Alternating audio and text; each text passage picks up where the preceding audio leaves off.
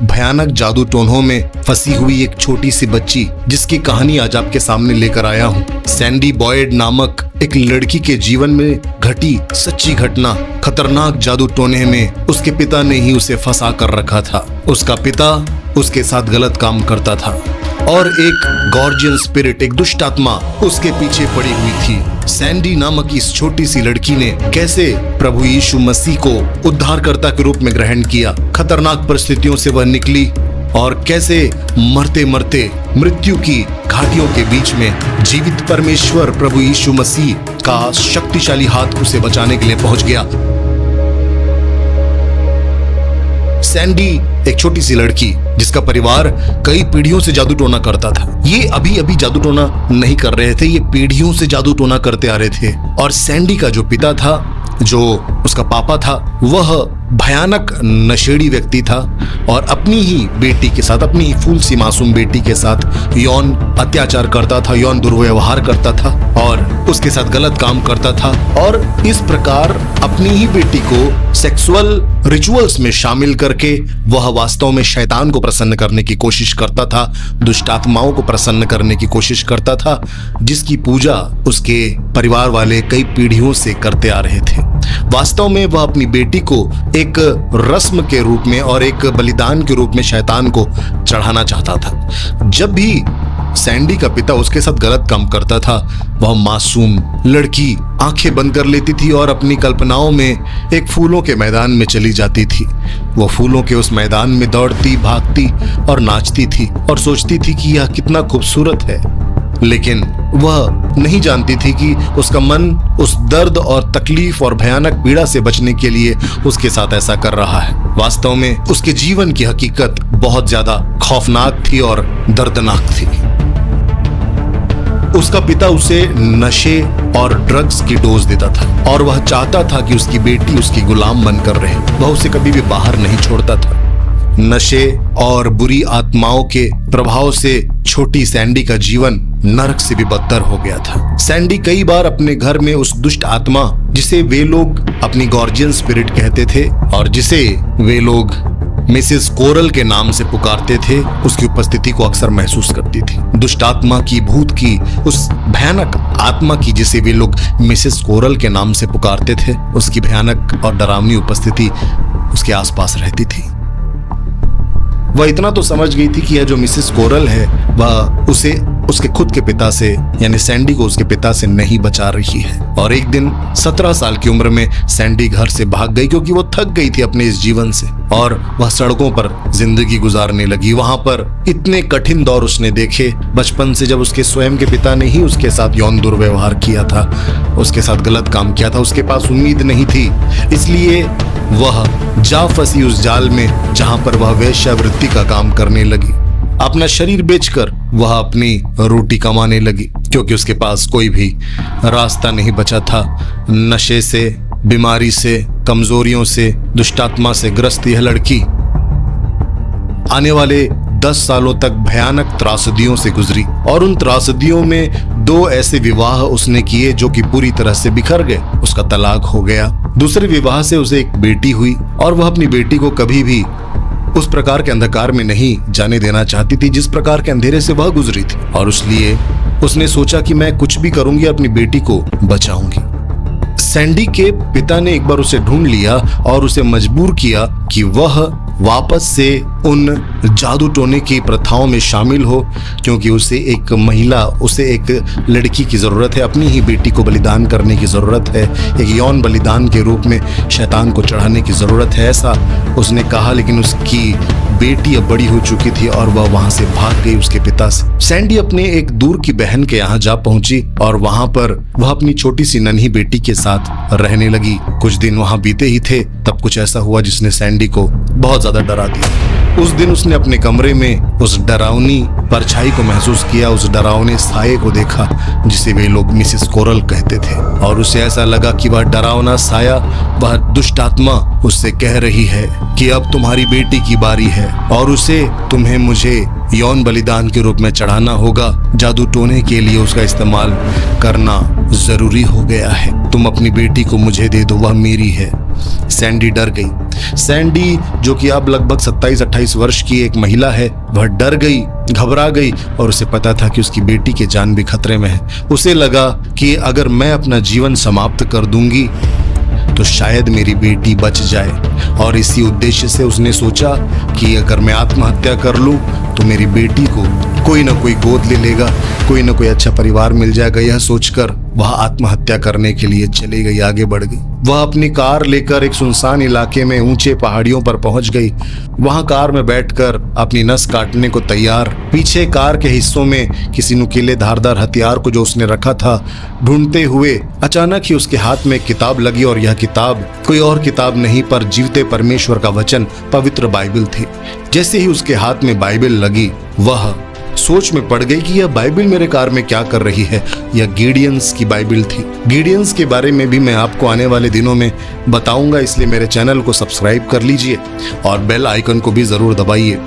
गिडियंस की बाइबल जब उसने पकड़ी, तब सैंडी ने गिडियंस की बाइबल के आखिरी पन्नों में जो देखा वह थी सिनर्स प्रेयर, यानी पापी व्यक्ति की प्रार्थना, पापी व्यक्ति की अंगीकार प्रार्थना। और उस प्रार्थना को पढ़ने के बाद सैंडी को ऐसे लगने लगा जैसे कि बाइबल उससे बात कर रही हो। जीवित परमेश्वर का वचन हमसे बात करता है। जितने लोग प्रभु यीशु मसीह पर विश्वास करते हैं और प्रभु के पीछे चलते हैं, वे सब जानते हैं कि बाइबल जिंदा किताब है और यह बात करती है, जीवित परमेश्वर का वचन है। आमीन। क्या आप मुझे कमेंट में बताएंगे कि परमेश्वर के वचन ने आपसे कैसे बातें की और कब बातें की? मैं जरूर पढ़ना चाहूंगा।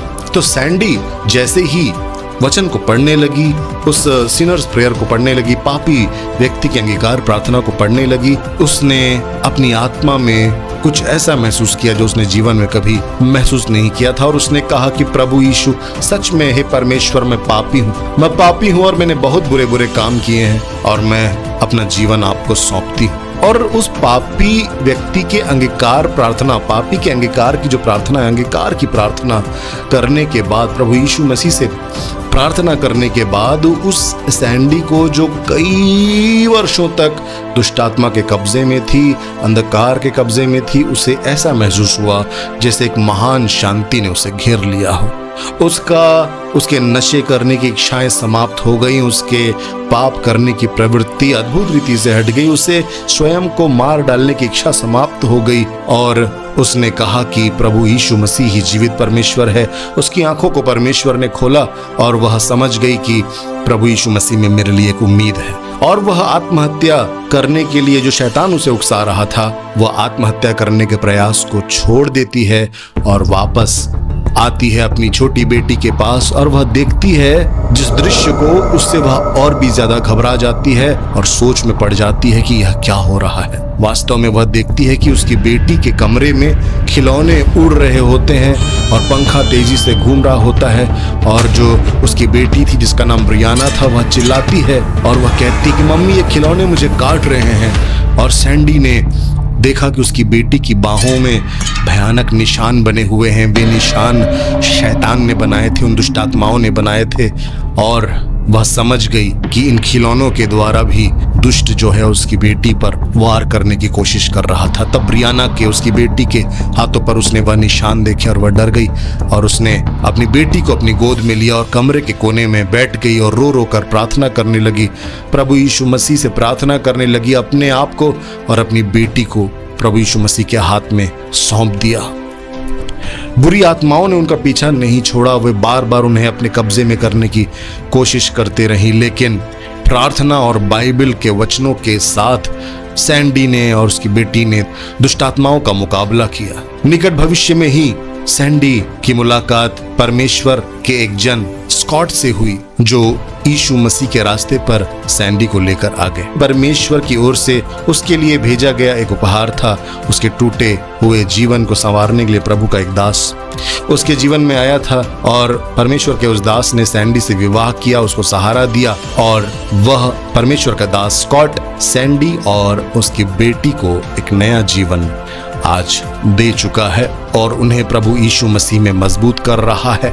आज प्रभु यीशु मसीह को अपना उद्धारकर्ता स्वीकार करने के बाद यीशु मसीह के साथ जो यात्रा उसने शुरू की है, उसमें उसने सच्ची आज़ादी को देखा है, दुष्ट आत्माओं से आज़ादी को देखा है। सैंडी का पति कहता है कि कई बार सैंडी को पुरानी भयानक चीजें याद आती हैं, तब वह प्रभु यीशु मसीह के पवित्र लहू में उसे सुरक्षित करता है। वह सीख गई है कि कैसे आत्मिक युद्ध लड़ना है, कैसे पास्ट से आजाद होना है। परमेश्वर हमें नई सृष्टि बना चुका है, जो मसीह में है वे नई सृष्टि है। पुरानी बातें बीत गई हैं, जैसा प्रभु के वचन में लिखा हुआ है। सैंडी की कहानी वास्तव में प्रभु यीशु मसीह के द्वारा दिए जाने वाली स्वतंत्रता की कहानी है। यीशु मसीह जिसे स्वतंत्र करता है वह वास्तव में स्वतंत्र हो जाता है। सैंडी का जीवन पाप, नशे और बुरी आत्माओं के बंधन में था, लेकिन प्रभु यीशु मसीह ने उसे आजाद किया। भजन संहिता 91 के अध्याय को जब हम पढ़ते हैं, वह लिखा हुआ है कि तुम परम प्रधान परमेश्वर की शरण में छिपने के लिए जा सकते हो। तुम सर्वशक्तिमान परमेश्वर की शरण में संरक्षण पाने जा सकते हो। यहोवा परमेश्वर हमारा दृढ़ गढ़ है। जब भी डर लगे, यहोवा को अपना दृढ़ गढ़ बनाएं और उसके छाए हुए स्थान में बैठ जाएं। मेरे प्रियो, प्रभु यीशु मसीह ने मत्ती 11:28 में वादा किया है कि थके मांदे लोगों मेरे पास आओ, थके हुए लोगों मेरे पास आओ। थक गए हो अगर आप अपने जीवन से, यीशु मसीह के पास आओ, प्रभु यीशु मसीह आपको विश्राम देंगे। मेरे प्रियो, सैंडी बॉयड की जिंदगी यीशु में मिलने वाली आशा और आजादी की कहानी है। बचपन के दुख और जादू टोने के भयानक दर्द से लेकर आज वह एक पास्टर की पत्नी के रूप में, एक वर्शिप लीडर के रूप में एक चर्च में सेवा कर रही है। यह एक महान परिवर्तन है जो केवल पवित्र आत्मा कर सकता है। याद रखिए, लोगों के लिए प्रार्थना करना कभी मत छोड़िए। अपने पड़ोसियों के लिए प्रार्थना करना कभी मत छोड़िए। अपने मित्रों के लिए, उन सब के लिए जिन्हें आप देखते हैं, जानते हैं, प्रार्थना में बने रहिए, क्योंकि एक सैंडी बॉयड को आपकी प्रार्थना की जरूरत है। मिलता हूं आपसे अगली गवाही में। तब तक के लिए इस गवाही को शेयर करते रहिए। प्रभु आपको आशीष दे। जय मसीह की। प्रभु शांति देता है, एक माँ की तरह प्रभु शांति देता है। सीने से लगाएगा, संकट सब मिटाएगा। सीने से लगाएगा, संकट सब मिटाएगा।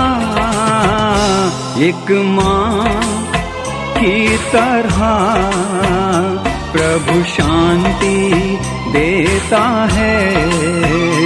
एक माँ की तरह प्रभु शांति देता है।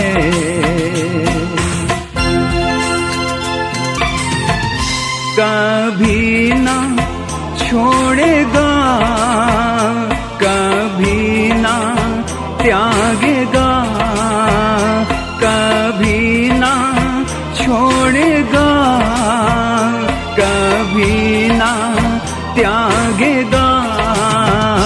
एक माँ की तरह प्रभु शांति देता है। एक माँ की तरह